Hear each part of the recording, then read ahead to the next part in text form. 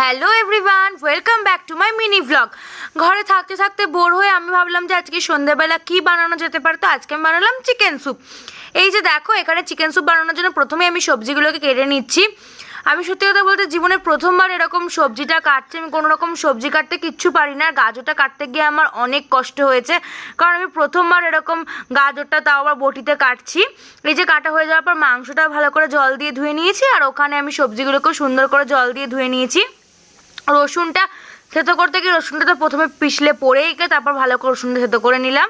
আর এখানে কড়াইয়ের মধ্যে সাদা তেল দেওয়ার পর রসুনটাকে আমি ভালো করে সুন্দর করে ভেজে নিলাম। আর এখানে চিকেনটা দিয়েও খুব সুন্দর করে আমি ভেজে নিচ্ছি, দেখো। আর এখানে তারপর সবজিগুলোকে দিয়ে দিচ্ছি। সবজিগুলোকে দিয়েও কিন্তু খুব সুন্দর করে ভাজতে হবে, যতক্ষণ না ভাজা ততক্ষণ কিন্তু প্রেশার কুকারে দেওয়া যাবে না। এই যে দেখো, আমার ফাইনালি ভাজাটা হয়ে গেছে। প্রেশার কুকারে দিয়ে আমি একটু গোলমরিচ গুঁড়ো ছড়িয়ে দিলাম, তারপরে দিয়ে 5খানা সিটি মারার পর কমপ্লিট হয়ে